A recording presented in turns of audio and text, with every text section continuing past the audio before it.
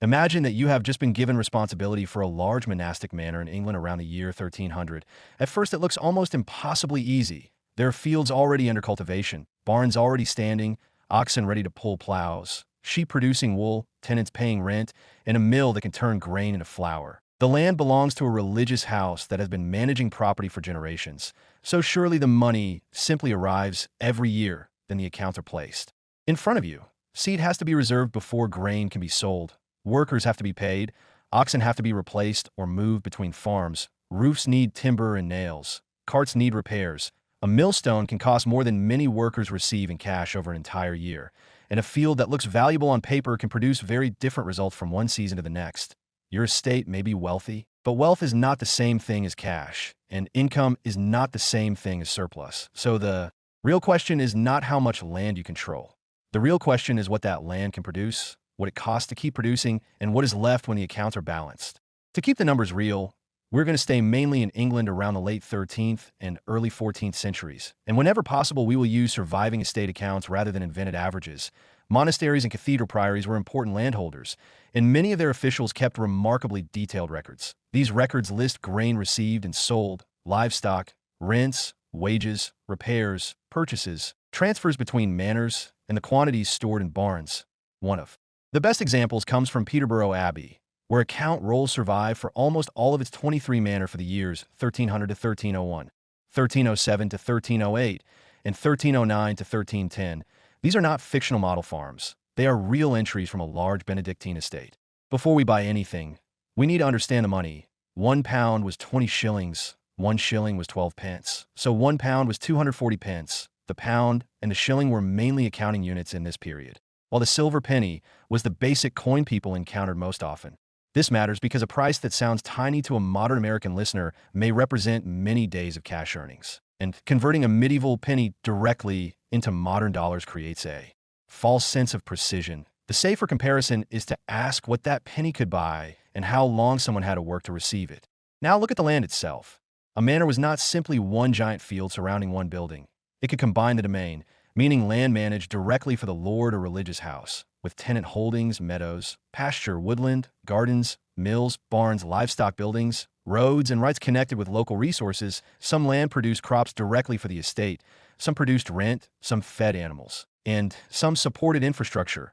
This is why medieval estate accounts can feel surprisingly modern. They separate different streams of value, even though the accounting language is very different from ours. Rent could be a major source of income, and the surviving evidence shows that there was no single national rent per acre. In the 100 rolls of 1279 and 1280, customary rents varied with the size and type of holding. For customary holdings larger than 40 acres, the average recorded rent was about 3.41 pence per acre. For holdings of 20 to 30 acres, it was about 5.02 pence per acre. And for holdings of 10 to 20 acres, it was about 7.05 pence per acre. Freeholdings were often lower on average, with figures around 1.43 pence per acre for holdings above 40 acres and about 3.49 pence for holdings of 10 to 20 acres. Other records show even wider local differences. On the Archbishop of Canterbury's manor of Charing in the later 13th century, a gavelkind rent of 2 pence per acre was recorded, while at Reculver the figure was only half a penny per acre. So when you hear the phrase, rent from tenants, imagine many small obligations shaped by local custom, land quality, and the history of a particular manor, not one universal medieval rate.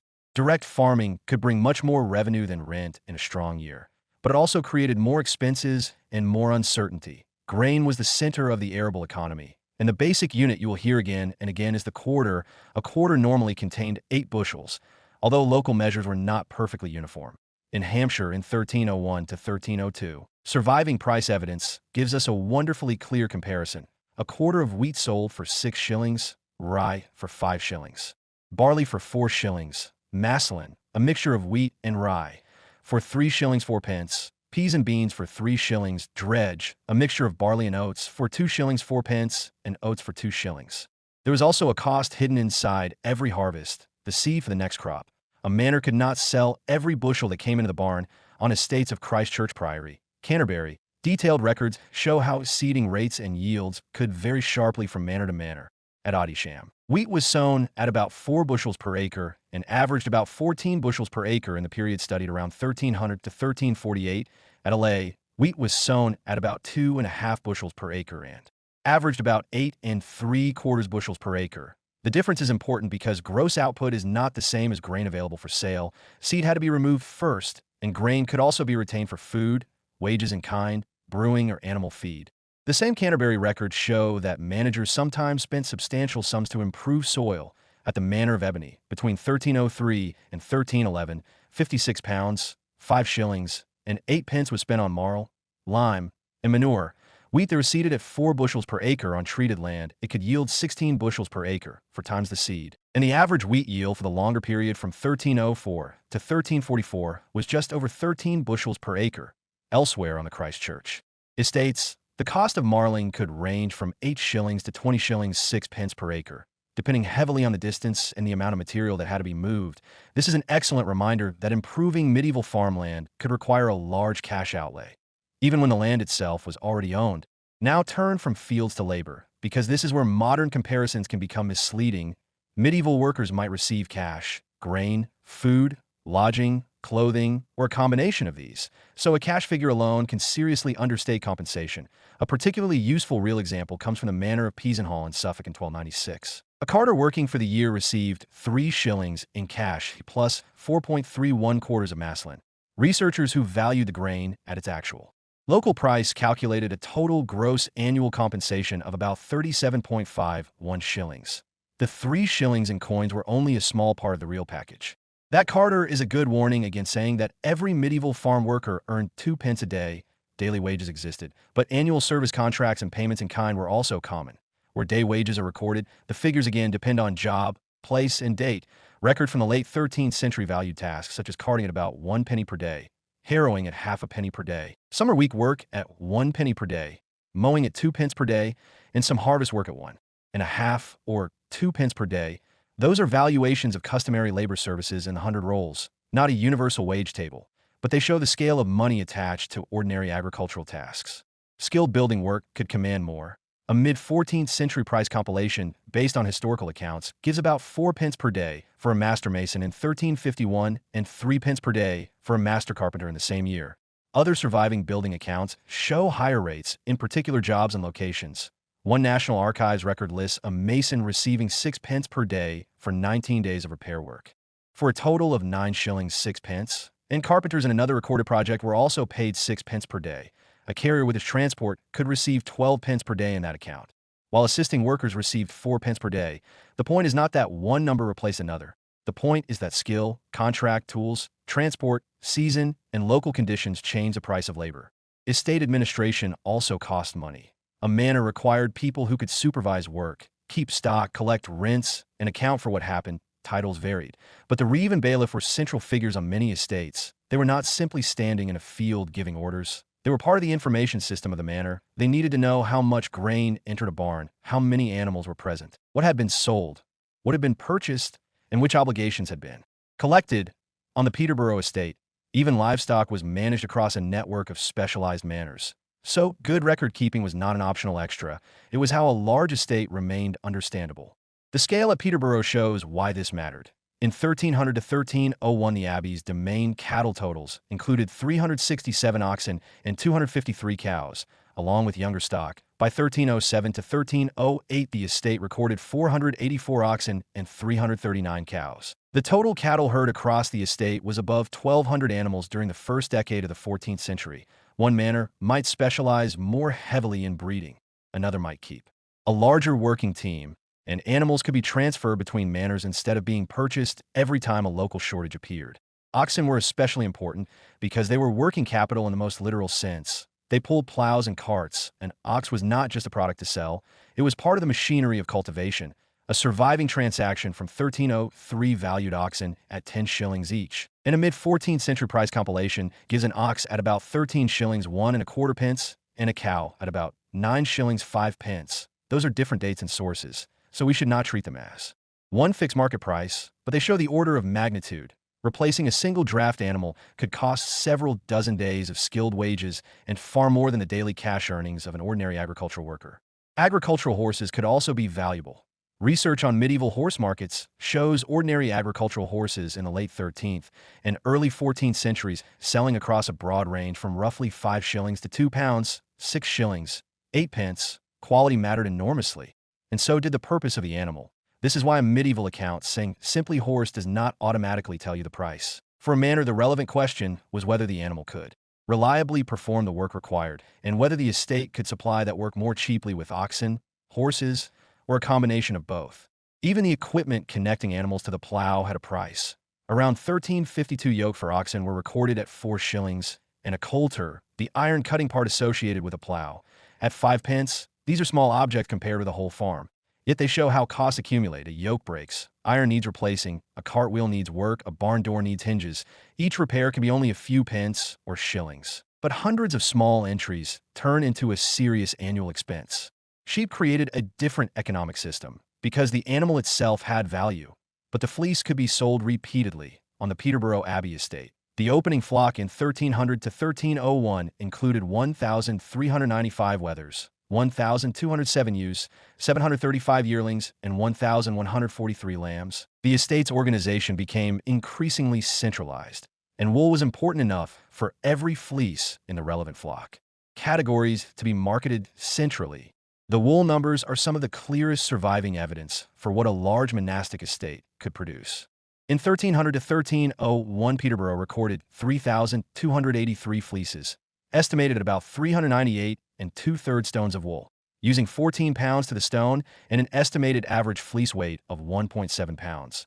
The average wool price used by the historical study for that year was 4 shillings 8.4 pence per stone, producing estimated wool income of about 1,874 shillings. That is a little under 94 pounds. In 1307 to 1308, there were 6,193 fleeces, about 752 stones. The yearly average wool price was about 5 shillings 8 pence per stone, and estimated income rose to about 4,271 shillings, a little over 213 pounds.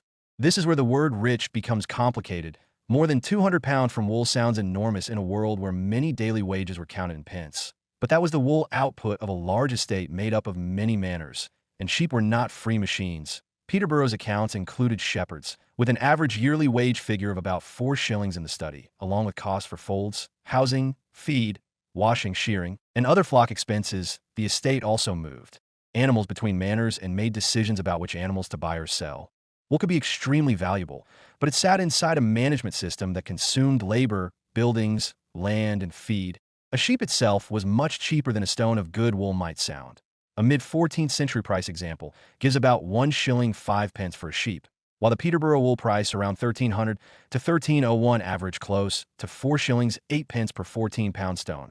There is no contradiction because one sheep produced only a fraction of a stone in a single fleece. The Peterborough estimate uses an average fleece weight of 1.7 pounds. So, it took several fleeces to make one 14-pound stone. This is exactly the kind of detail that disappears when we compress medieval agriculture into the phrase, sheep equals wool. Pigs could be numerous as well. Peterborough's estate recorded a total of 1,394 pigs in 1300 to 1301 and 1,857 in 1307 to 1308. Prices varied by region. A recorded example from Somerset in 1338 gives 2 shillings for a pig, while a London example from the same year gives 3 shillings. Once again, location matters. Transporting an animal or product toward a major market could change what buyers were willing to pay, and the estate manager had to decide whether the market price justified the movement and the labor. Now consider the mill. Around the year 1300, England may have had roughly 10,000 corn mills, with about a quarter powered by wind and most of the rest by water. A mill could produce rent or milling income, but could also produce spectacular repair bills. One surviving manorial account from Betchworth for 1299 to 1300 records the purchase of a new millstone at 60 shillings. Then another 18 pence to move it from the seller's premises. 1 penny for wharfage, 16 pence. Connected with the bargain, 16 pence to carry the stone by water to Kingston, plus further transport and fitting expenses. The total came to 67 shillings 8 pence. And the millstone was only one component. A 1313 account from Kenilworth records 104 shillings 9.5 pence for building a new mill outside the castle, and £6 6 shillings and half a penny on another mill project, including timber transport, boards, nails, ironwork, and millstones. The same account records £7 16 shillings 11 pence for clearing a site and constructing a new granary, with boards for 1,000 shingles, 10,700. Nails, plastering, clay transport, and related work. Even though Kenilworth was not a monastery, these records are valuable comparisons because they show the real prices of the same kinds of infrastructure that a large estate had to maintain. A monastery's estate therefore produced value in several different forms at the same time. Grain sent to the religious house for its own use was valuable even if no coin changed hands. Livestock transferred from one manor to another was valuable even if there was no market sale. A worker receiving grain instead of cash still represented a labor expense. And a tenant paying a customary rent created predictable income even if the amount looked small compared with the value of a harvest. This is why simply adding all recorded cash receipts can understate the economic size of the estate. Peterborough gives us a perfect demonstration. Historians estimated the value of grain sent from the abbey's manors for the abbey's own consumption at 15,560 shillings in 1300 to 1301, while estimated wool income that year was about 1,874 shillings. In 1307 to 1308, the grain sent in was valued at 17,960 shillings, while wool income was about 4,271 shillings. The grain was not simply cash profit. Much of it was being consumed within the institution, but economically it represented a very large flow of resources produced by the estate. Prices also moved from year to year, which meant that the same physical harvest could have a very different money value. For a longer perspective, historical price series for England from 1259 to 1400 give average wheat at about 5 shillings 11 pence per quarter, barley at about 4 shillings 4 pence, oats at about 2 shillings 6 pence, rye at about 4 shillings 5 pence, and beans at about 4 shillings 4 pence. But the yearly figures could move far away from those averages. That is why the 6 shillings for wheat in Hampshire in 1301 to 1302 should be treated as a dated observation, not a permanent medieval sticker price.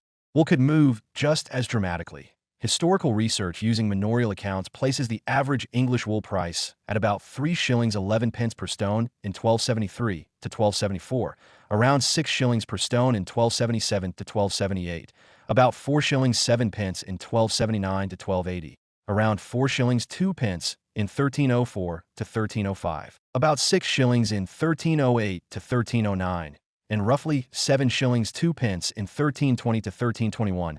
Later in the 1330s and 1340s, the average could be much lower, so an estate with the same number of fleeces could see very different revenue, depending on the market year and wool quality.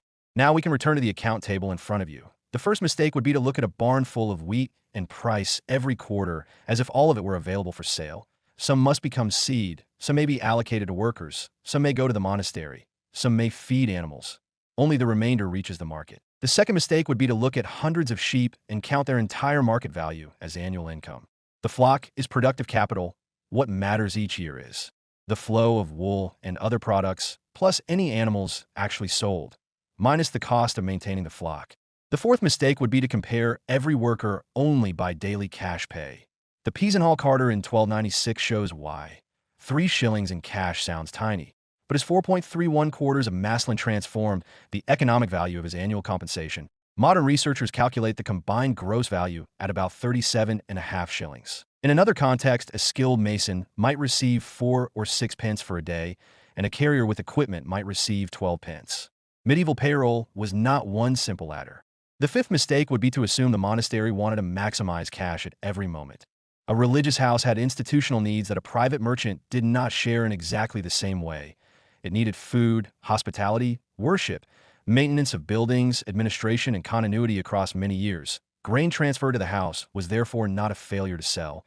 It was part of the purpose of the estate. The economic system supported the religious community and its responsibilities. And the accounts show careful stewardship of resources rather than a single-minded search for cash revenue. If wheat in Hampshire in 1301 to 1302 was 6 shillings a quarter, then 10 quarters represented 3 pounds in gross sale value. 100 quarters represented 30 pounds. But if part of that 100 quarters was seed or internal supply, the saleable amount was lower. If a new millstone then cost 60 shillings, that single purchase equaled 3 pounds and could absorb the gross value of 10 quarters of 6 shilling wheat. This is not an invented medieval account. It is simply placing two real recorded prices beside each other so we can understand their scale. We can do the same with livestock, an ox valued at 10 shillings in the 1303 example cost, as much as 1 2/3 quarters of wheat at the 6 shilling Hampshire price. 2 yokes priced at 4 shillings around 1350 cost roughly the same as a quarter of barley in the 1301 to 1302 Hampshire example. A 5-penny plow coulter cost more than 2 days at a 2-penny daily cash rate. And the 67 shilling, 8-penny total for the Betchworth millstone purchase and delivery was larger than the cash component of many annual service contracts. By the time you reach the end of the accounting year, the manor no longer looks like free money. It looks like a network. Fields support grain, grain supports people and animals, animals provide traction and wool, meadow supports animals, woodland provides material, mills process grain, tenants provide rent, workers convert resources into usable output, buildings protect what has been produced, carts connect the estate to its own manors and to markets, and clerks convert all of that movement into numbers that can be checked. And now the opening question has a better answer. How much does your medieval monastic manor earn? There is no single number without a specific manor in a specific year. A real answer must begin with acreage, crops, yields, grain prices, rent obligations, livestock, wool prices, labor contracts, internal consumption, transport, and repairs. Peterborough's wool alone could be worth close to £94 in 1300 to 1301 and more than £213 in 1307 to 1308. Yet the value of grain flowing inward for the abbey's own use was several times larger, and the estate still carried the costs of people, animals, buildings, equipment, and management. So yes, from a distance the manor looks extraordinarily rich, hundreds or thousands of animals across a major estate, barns full of grain, rent arriving from tenant land, wool sold by the stone, and mills processing the harvest. But the account roll tells the more interesting story. Every asset has a job. Every job has a cost. Every price belongs to a particular place and year. And every impressive gross total becomes meaningful only after we ask what had to be retained, replaced, transported, repaired, or paid for. That is the economy of a medieval monastic estate. Not a pile of coins waiting in a chest, but a carefully managed flow of land, labor, grain, livestock, rent, wool, infrastructure, and records. The monastery's religious life and the estate's economic life were connected through stewardship. The land supported the community organized the land, and the surviving accounts allow us to see the practical detail of that relationship. The final lesson is simple. Owning the fields was only the beginning. The real work was keeping the whole system productive from one accounting year to the next.